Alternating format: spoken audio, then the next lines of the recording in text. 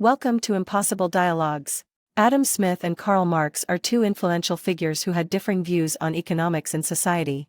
Universal basic income is a hot topic in today's world, and it would be interesting to hear their perspectives on it. Karl, it's fascinating that we have the opportunity to meet and discuss the contemporary issue of universal basic income. I'm curious to hear your thoughts on this concept. Adam, I must say, the idea of UBI has its merits. It represents a potential solution to the alienation and inequality that workers experience within a capitalist system. I understand your concerns about alienation and inequality, but let me remind you of the invisible hand. In a free market, individuals pursuing their self-interest inadvertently contribute to the betterment of society as a whole. True, but that invisible hand you speak of has led to a concentration of wealth and power among the few.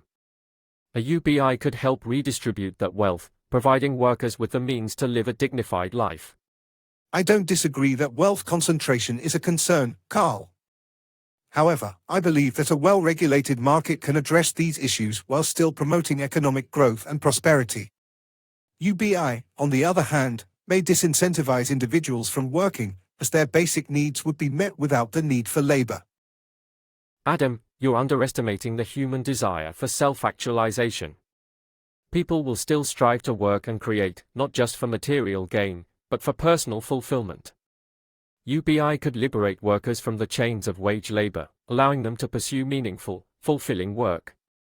That's an optimistic view, Karl.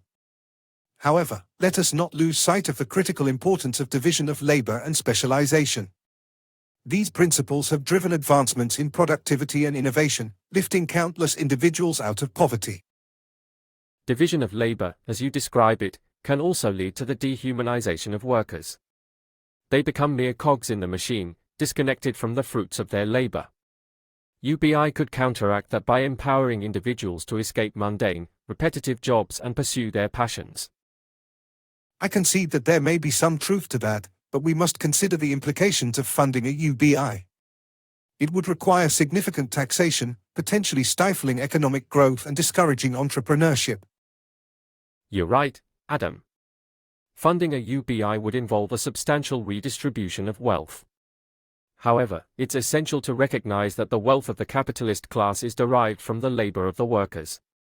A UBI could serve as a means of rectifying this inherent exploitation.